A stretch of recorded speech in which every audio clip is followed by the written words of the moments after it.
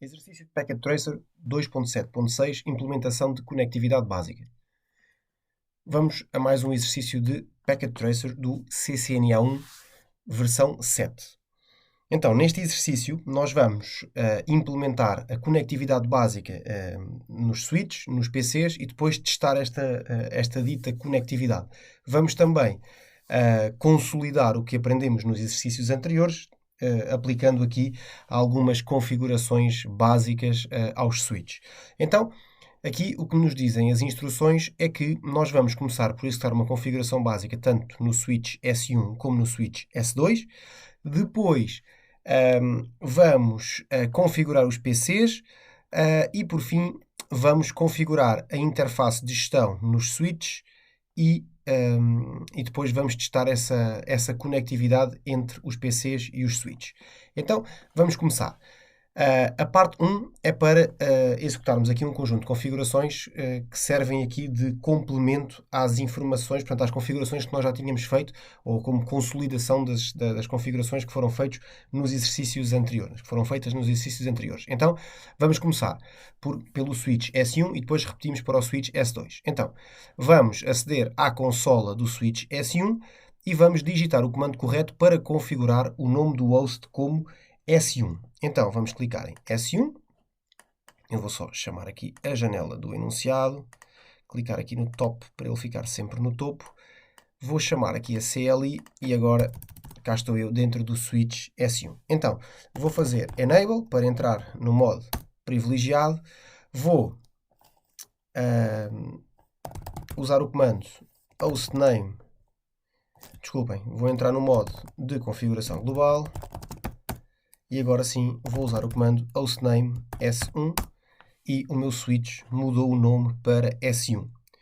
Depois, na etapa 2, diz para configurar as passwords tanto de acesso pela consola como de acesso privilegiado. Portanto, password, no fundo nós vamos colocar uma password no enable e uma password na line console. Então, line console 0. Entramos na linha de configuração da consola. Vamos definir como password Cisco. Vamos usar o comando login para forçar a que seja utilizado e vamos fazer exit. Vamos fazer o enable password e vamos chamar esta password, vamos dar esta password como class. E agora surge aqui uma pergunta, que é: como é que nós podemos verificar se as duas passwords foram definidas corretamente? Então, fazemos exit uma vez, exit uma segunda vez, e agora, se a password da console line estiver ativada, ele vai-nos pedir a password agora. Cá está ela. Cisco, entramos. Como é que nós testamos a segunda password? Usando o comando enable. E cá está a password class perfeitamente definida. Portanto, definimos a password Cisco para o acesso consola, portanto, aquele acesso inicial ao equipamento, e a password class na password, portanto, colocamos password no enable, que é o comando que permite o acesso aos comandos, portanto, ao modo privilegiado de execução. Depois, diz ainda, usa um texto para o banner apropriado para avisar o acesso não autorizado. Então, há aqui um exemplo de um texto que é este: apenas o acesso autorizado, infratores sofrerão as consequências da lei. Então, vamos entrar aqui no modo de configuração global, usar aqui o comando banner message of the day e, entre aspas, eu vou escrever em português de Portugal, apenas acesso autorizado, infratores sujeitos a penalização ou infratores serão punidos pela lei. Fecho as aspas, tenho que usar um caractere para delimitar a mensagem e agora vamos testar para ver se a mensagem do banner já fica visível. Será agora, damos um enter, cá está, apenas acesso autorizado. Infratores serão, tem ali um erro, punidos pela lei. Então, password de acesso Cisco, enable, password enable, password class e pede para nós guardar o ficheiro de configuração na NVRAM. Ou seja, no fundo, nós temos neste momento a configuração guardada na running config. A startup config provavelmente não existe, porque ainda não há nada guardado no arranque, e o que nos está a pedir agora basicamente é para gravarmos a running config na startup config. Então vamos entrar em modo de configuração e vamos fazer copy. Vamos fazer copy running config startup config. Ora, não estou em modo, não posso estar em modo de configuração. Estava no modo de configuração e não tenho que estar no modo de configuração, tenho que estar simplesmente em modo privilegiado. Portanto, copy running config startup config. Dou um enter. Qual é o nome? É o por default. Está feito. O que significa agora é que, se eu reiniciar o equipamento, ele já não vai mostrar umas configurações por defeito, em que o switch se chama switch e não há passwords, mas sim o switch já se vai chamar S1 e vai ter as passwords de acesso, porque nós copiámos a configuração que está a correr neste momento, que já tem estas alterações todas, para dentro da startup config. Então vou fazer aqui um exit e vou fechar o switch S1. Está configurado. Agora vamos repetir as etapas para o switch S2. Então, clicamos no switch S2, vamos até à CLI, damos aqui um Enter, entramos no modo privilegiado, no modo de configuração e vamos começar por definir o hostname. Hostname S2, já se chama S2. Depois vamos fazer o line console 0 para entrar na linha de consola. Vamos definir a password Cisco. Vamos usar o comando login para forçar a que seja utilizada. Vamos fazer exit para sair do modo de configuração da line console. Vamos fazer o enable password para definir uma password de enable e vamos pôr a password class. Já temos password na linha de consola para acesso ao equipamento, já temos password no modo privilegiado. Vamos agora definir um banner com a message of the day. Banner message of the day. E agora apenas acesso autorizado. Infratores punidos pela lei. Já está. Agora vou sair para testar. Cá está a mensagem de banner, apenas acesso autorizado, infratores punidos pela lei, password de consola Cisco, faço enable, password de modo privilegiado, class. Já cá estou. E agora, gravar as configurações. Copy, run, start. Não sei se recordam, é a forma abreviada de escrevermos o comando. Copy, run de running config, start de startup config, ou seja, copiar a running config para a startup config. O ficheiro destino é o ficheiro default, dou um enter, está gravado. Parte 2, configurar os PCs. Configurar os PCs com endereços IP. Então, vamos ao PC1, vamos ao separador desktop, vamos à IP configuration, aproveitar o modo estático e vamos atribuir-lhe este IP que está aqui no exercício, que é o 192.168.1.1 com uma máscara de subrede 255.255.255.0. Está feito. Vamos repetir as etapas 1A e 1B para o PC2. Reparem que o IP do PC2 é igual, mas acaba em 2. Portanto, só temos que fechar o que aqui está, porque isto fica gravado automaticamente. Podemos cá voltar só para ter a certeza. Cá estão elas. E vamos repetir as mesmas etapas para o PC2. Clicamos em PC2, separador desktop, IP configuration e fazemos 192.168.1.2. A máscara 255.255.255.0 aparece automaticamente, portanto é o que se pretende. E vamos agora fechar. E vamos continuar a ler o exercício. A etapa 2 diz testar a conectividade com os switches. Então, pede para irmos ao PC1, para abrirmos a linha de comando e usarmos o comando ping para tentar pingar ao IP dos switches. Este IP que está aqui, para que não vos faça confusão, é o IP que está definido aqui na tabela como o IP do switch 1 e o 254 como o IP do switch 2. Então, vamos lá fazer esta experiência. Antes de avançarmos, vamos já olhar aqui para a pergunta que nos vão perguntar, que é, deu certo? Isto funcionou? Ok. Primeira coisa que temos que pensar, se eu tentar pingar entre o PC1 e o PC2, provavelmente eu consigo pingar entre eles, por uma razão.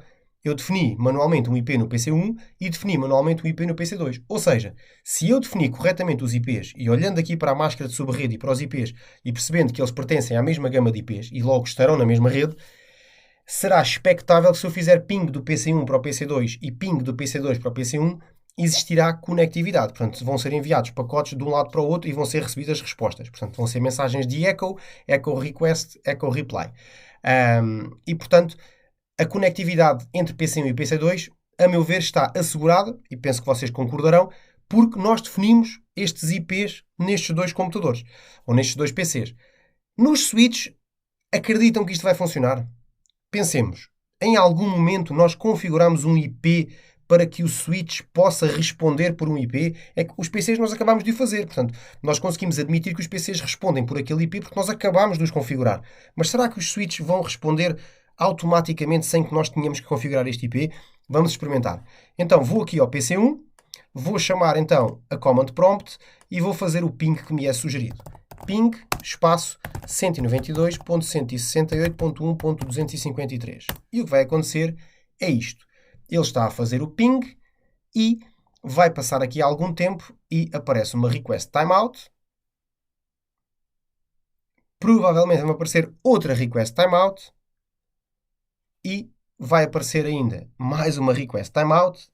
E vamos esperar pela última request timeout para perceber que não existe de facto conectividade entre o PC1 e este IP que supostamente pertence ao switch, mas que em momento algum até agora nós o configuramos. Reparem aqui, pacotes, os packets foram enviados 4, foram recebidos 0, foram perdidos os 4. Ou seja, há 100% de perda, logo não existe conectividade entre o PC e eu não vou dizer o switch, vou dizer aquele IP, porque neste momento aquele IP não pertence a nada, porque nós não o configuramos ainda.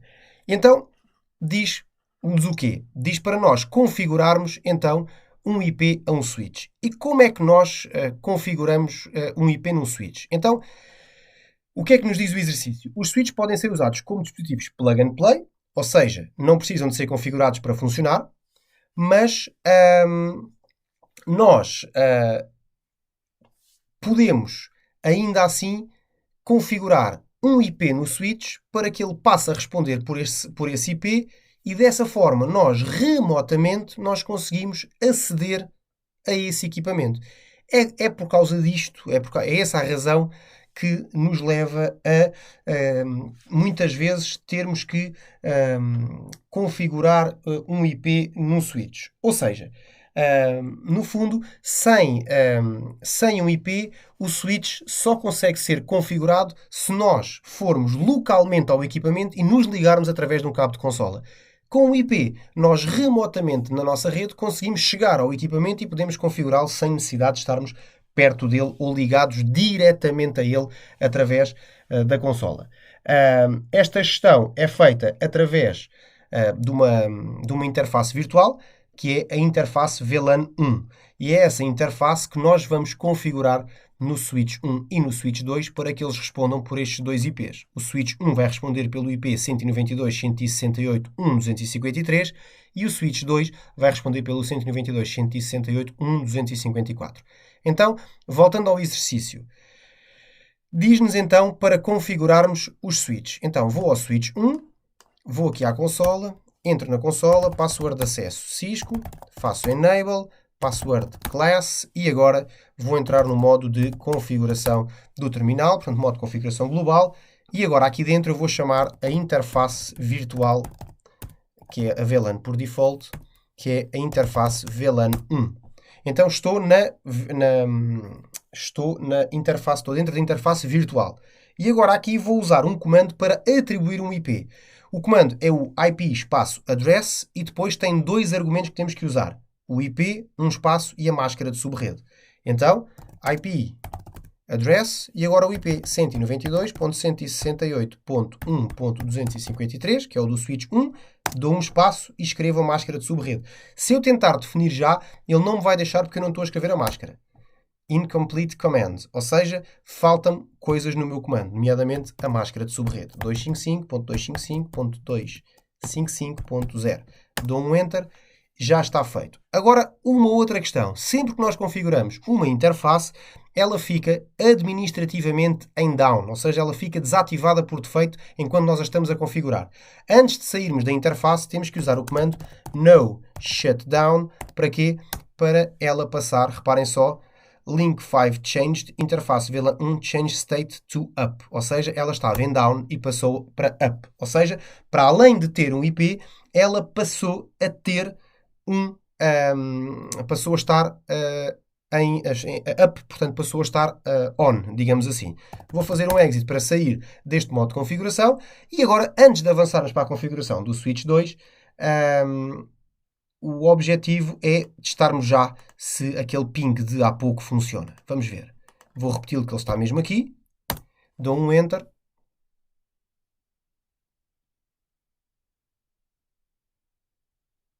E como podem ver, o primeiro ainda não tinha dado tempo das definições já estarem perfeitamente aceites, porque lá está, o simulador é realista, portanto leva aqui algum tempo até que os equipamentos estejam devidamente configurados e prontos a responder. Cá está, 4 enviados, 4 recebidos, 0 perdidos, 0% de lost, portanto significa que os pacotes foram todos enviados e todos recebidos de volta.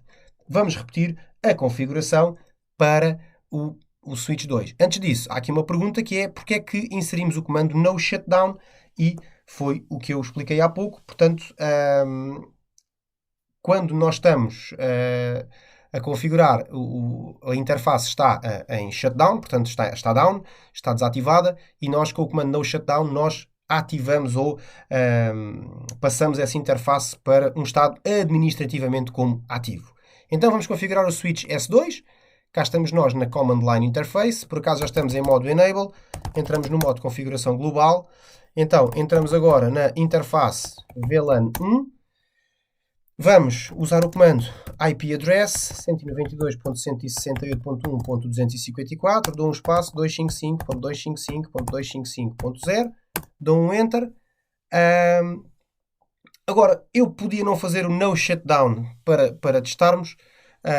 Eu aconselho-vos a fazer, ou melhor, até posso fazê-lo já. Portanto, vou fazer aqui um exit, vou sair aqui da interface, vou fechar e agora vou tentar ligar, ou tentar fazer o ping para ver se ele responde. Ping 192.168.1.254 e pode ser que aconteça como há pouco.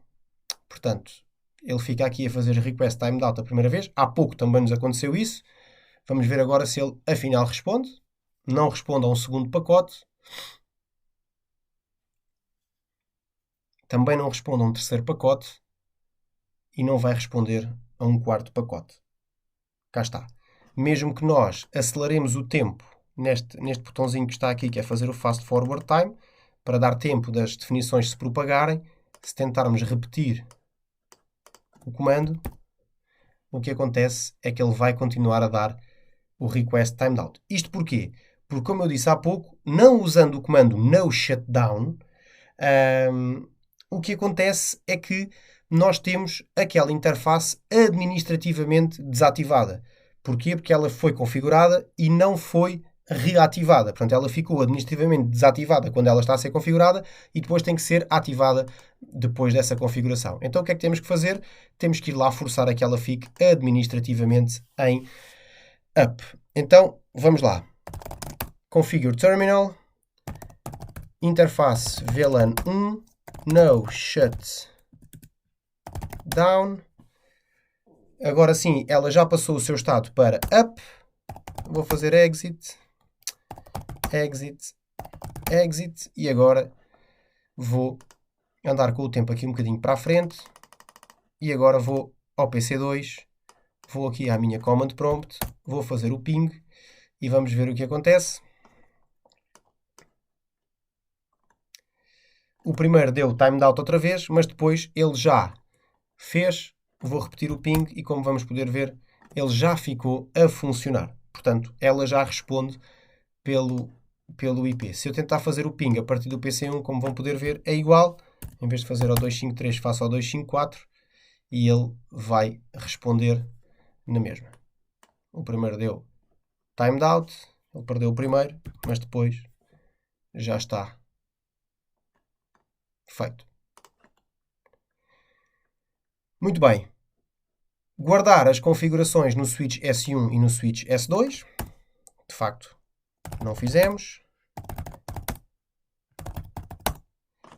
Portanto, fizemos esta alteração do IP na VLAN 1, mas não gravamos. Portanto, vou fazer o copy running startup.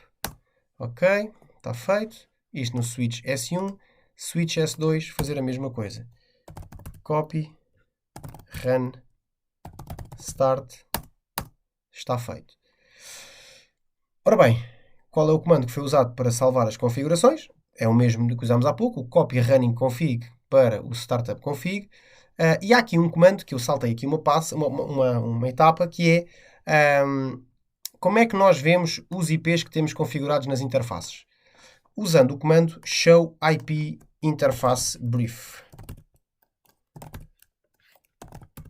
Então, usando o comando show IP interface brief, o que é que ele faz? Ele mostra-nos as nossas interfaces todas. Olhem aqui, a interface de 01, a interface 02, até a interface 21, 22, 23, 24 e depois as gigabits e a interface VLAN. E como vocês podem ver, todas as interfaces estão em down, com exceção da Fast Ethernet 0 e da Fast Ethernet 1, porque são aquelas que estão a ser usadas nesta ligação.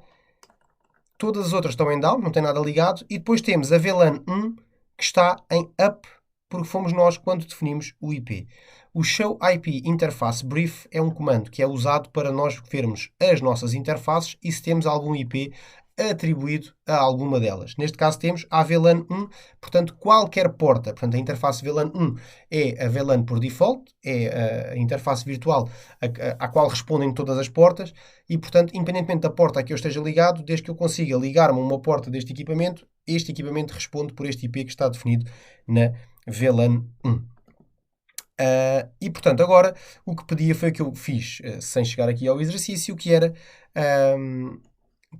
para testarmos aqui a conectividade entre todos os equipamentos. E, portanto, foi o que nós já fizemos. Espero que tenham aprendido e até ao próximo exercício.